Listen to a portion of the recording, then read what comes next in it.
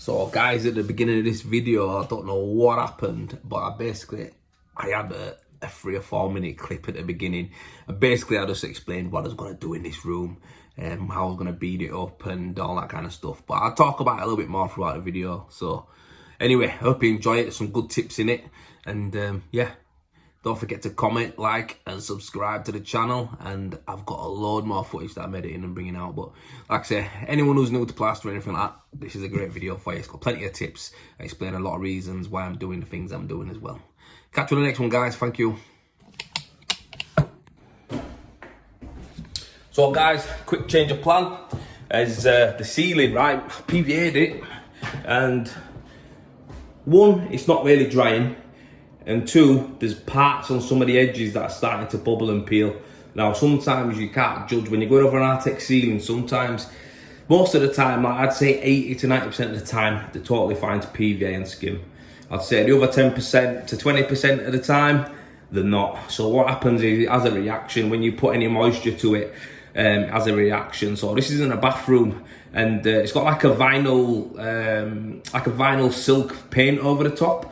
Now, if that's completely painted, it's sound, you know what I mean? There's not to get in. But where this has been stripped, spotlights have been put in, vents have been took away and stuff like that. When I PVA'd it, it's just got behind the vinyl a bit. So it's a nightmare. Yeah, it's starting to bubble. So what I've done, PVA'd it all anyway, scraping off any bits that are loose. And I'm not going to waste my day. I'm going to skim still. I'm going to do all the walls and it's all boxed off. And then I'll assess the ceiling when I come to it. I've got more to do. Like I say, I'm going to go through this house and show you what I've got. But what I'm trying to say is, I can pull that ceiling in, you know, on another gauge. When I'm doing landing maybe doing ceiling out here or some walls, I'll throw it on. But it might need plasterboarding. So we'll let the PVA dry. And then see if any more bubbles away. And if it's all right after it's dried, I'll just skim it. I'll skim it on the next gauge when I'm upstairs. But yeah, that's what it is. I'm gonna spin around and show you what the crack is.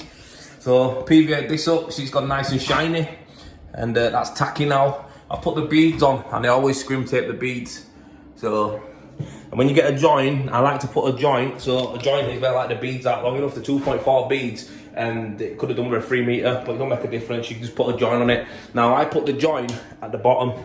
You can't even see it on the camera. It's down here. That's where it is. But put the joint on, get it absolutely mint to it, and put it at the bottom so it's not at eye level. We don't want the joint to be anywhere where you're going to look. So, you know, it's only going to be a little nick in the bead, but if it's low down, you'll never see it. So that's all right. So I've done that. PVA'd it, done all them airline cracks up there. Don't know if you can see it bubbling as well around the edges. So we'll see what the score is. But it just means I'm going to chuck this on, alt walls, and this one's had a few coats, and they're all tacky now. Alt walls are tacky. They're all at a point where I'm happy to mix up now and go. The window wall's the only one that might slide a little bit. I'll probably put that on last, or I might put it on and leave it for a bit. But yeah, main thing is it's a little gauge for me. It's probably a bag of plaster and a bit, if that.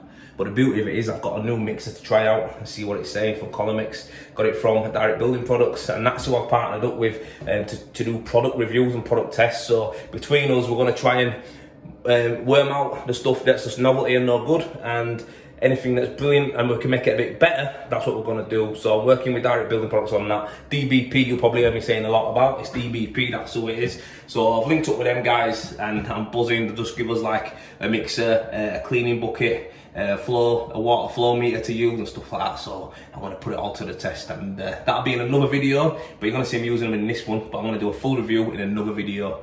But yeah, I've already used the flow meter, and someone else come in and looks at it and they're like, what is that? That looks sick. And it was good. It was good. So anyway, onwards and upwards. I'm on time here, so I've priced this job. I priced this job up on how long I reckon it'll take me to do. So, you know, I don't want to go away from here and not have done anything. I need to do something every time I come to maximise it and push out. So I'm going to put a gauge on in here, and while I'm doing that, I'll probably look around and see if there's any more taping up I can do with any joints or any boards or like that, just to get me ahead. I'll do that in between drying. But yeah, anyway, sweet as.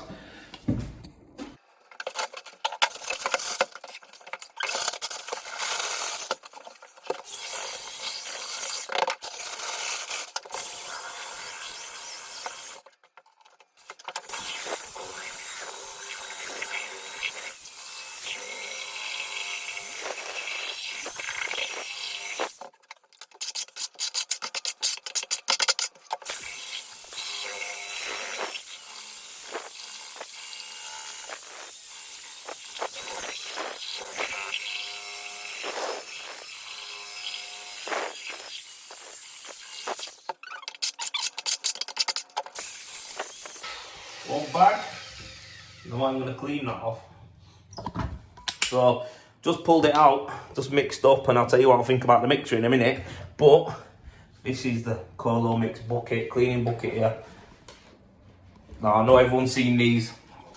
You've seen them and you probably thought, what a novelty. Let me see what it's like. So, just took this out, and it's got plaster all over it.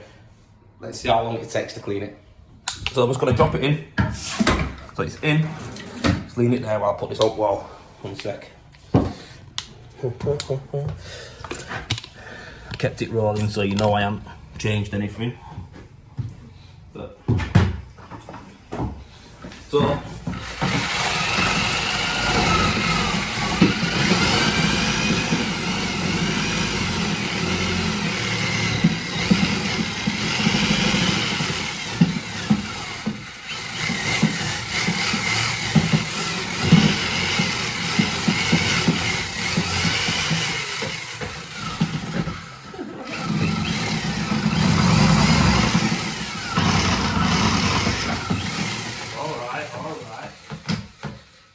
God, that's amazing. Spotless. Spotless. And that's beauty, because if you ever try cleaning a mixer with brush, it's an absolute nightmare. But yeah, that was great. I think using it once is not enough to say yeah, it's 10 out of 10. But I'd say if I don't have to get a brush in it and mess about and start digging it out and just bang it in there, and this little contraption on top stops the water flicking out, which is great if you're on a domestic house. Happy days. The whisk on here, I don't know, I'd have to give it another one. The mix itself looks mint, it looks beauty now, but I do think it took a little bit longer than it should have done. Maybe if these were a bit bigger, or there were more of these spindles on it, it might have done it a bit quicker. But I've just been given this one to try out. I've got other heads that I can try as well. But the mixer itself, I won't lie, the mixer itself is pretty cool. Lots of speed, lots of RPMs, and very well built. It feels good in my hand. Don't feel heavy, it feels light. That's probably a little bit different than my Mega Mixer. It feels a lot lighter, but it feels sturdy. And yeah, I do like the mixer. I think I want to try it with another shaft. But as that goes, I think it's got plenty of power. I think people was thinking that it wouldn't have plenty of power in it, but it seems to me like it'll knock up out really. So yeah, that was nice. But like I say, more tests to go.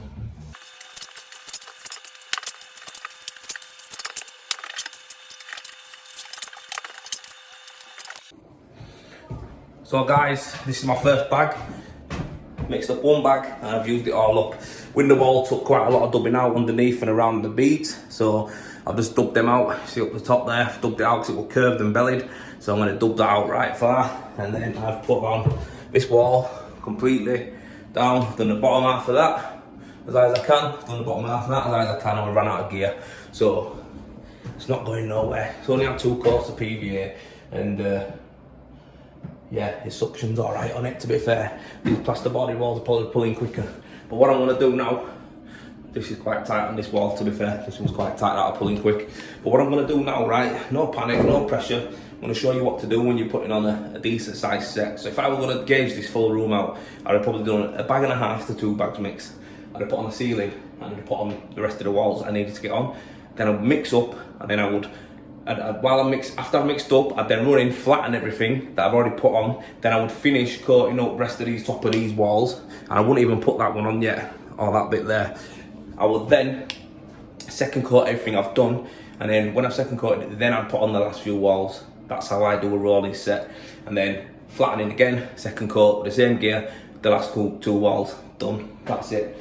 But anyway, what I'm going to do now, I'm going to go back in there, I'm going to clean off the tools, I'm going to come back in, I'm going to flatten him nice and neat, and then from there I'm going to mix up probably, it's probably not even half a bag of gear, to be honest with you. Yeah, it's not even half a bag, probably a third of a bag, but that's what I'm going to do now. So guys, I'm all on now, second passed everything, and I just had the right amount of gear to second pass it. Probably would have been a little bit more comfortable with a little bit more water in it, a little bit more of a mix in it, but the reality is I made it stretch and I got there in the end. So yeah, just gonna go through some bits for you basically. I'm on this room now, and this is when you come to a job, You know what, actually, no, I'm going to do that in a separate video. I'm going to tell you how to set up and stuff like that in another video. But basically, I've done it. I've second passed it. It's on. So that's my second pass on everything. I see it pulling in a little bit on there, but nothing major. Window walls at a second pass. And like I say, it's heavy at the tops, it's heavy at the bottom. All this is at a second pass. This is at a second pass, and it's all on and done, nice and easy. And I've got a little bit of leftover, that's the only bit I have left. There. So I'm going to get to flattening it all in now. I'm just going to use my normal trowel. I'm just going to give it all a flattening, get the angles a bit tighter and everything like that. But I'm in no rush. This is going nowhere. Any excess I take off, I'll put on my handboard and I'll use that to go patch up somewhere else. But yeah, for now, I'm just going to get on it and give it all a flattening. No water, nothing, just a trowel. Now guys, I'm just going to show you how I'm flattening, and I want you to see how flat I have my trowel. So it's not open up, it's closed. So I'm going to show you how I do it. And basically what you're doing when you're flattening, you're just taking out as many lines as you can, and you're just spreading the gear out better and more evenly. So I'm going to show you how I do it. If you look at the front of my trowel, this part, you can see how closed it is. See it? Because I don't want to open up and take gear off. I just want to flatten it in. So that's all I'm doing. Keeping it closed. Going back over where I've been. Carrying over the excess fat. That's all you're doing, always. Look how flat and closed it is. No scraping noises. None of that. Just smooth gliding. Quite a decent amount of pressure. Decent amount of pressure. Make sure I'm pressing it right out and ironing it out, basically. That's what I'm doing.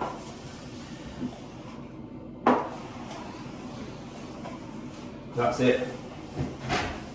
Going one movement all the way across, using every inch of the trowel. No water on this. Any fat that's on it goes back on to fill hollows. Up and off. Tight. That is it. Get to bits like door frames. I like to knock a bit of fat onto the wall there and then use it to pull out. Filling it out.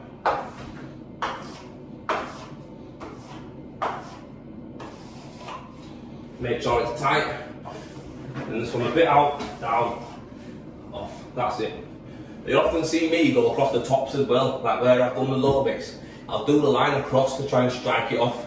So if I've come up and I've left any excess fat on these lines that are coming over here, I take them off.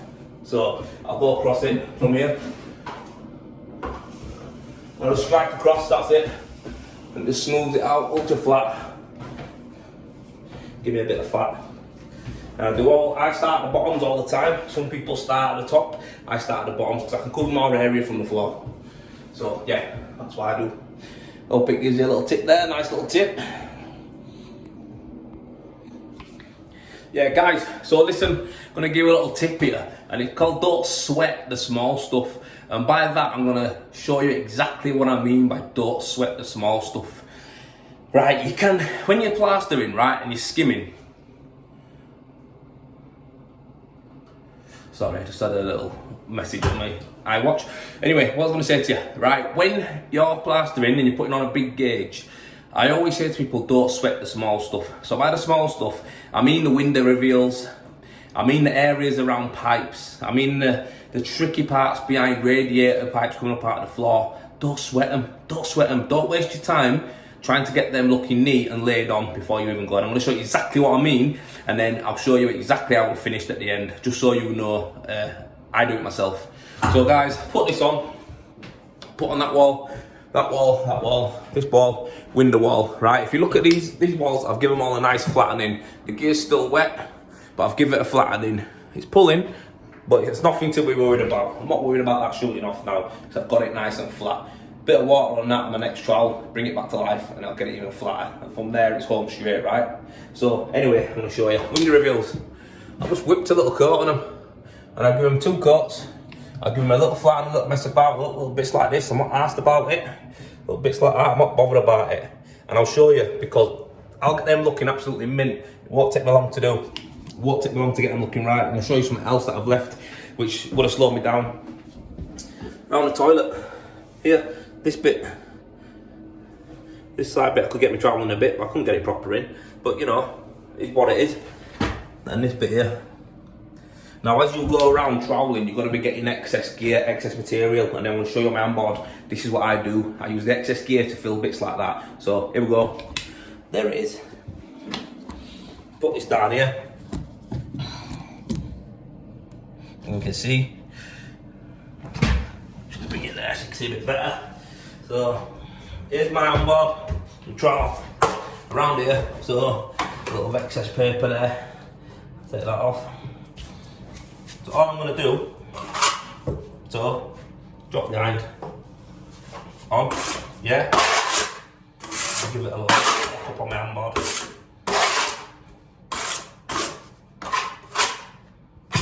Heel.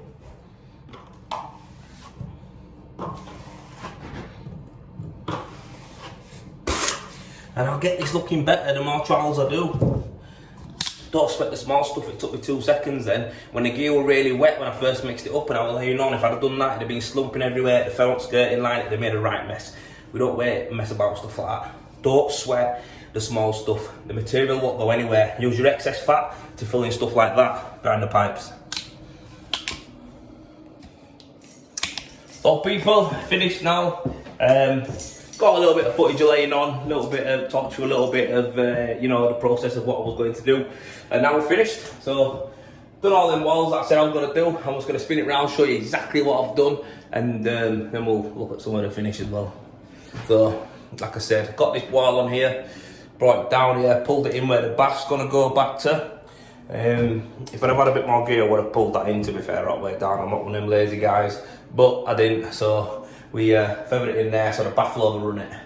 Done this wall, all up, beads are spotless, door head's done, this wall's done, window wall's done, so looking well. And yeah man, it's nice to see a nice finish, nice shiny finish on a wall.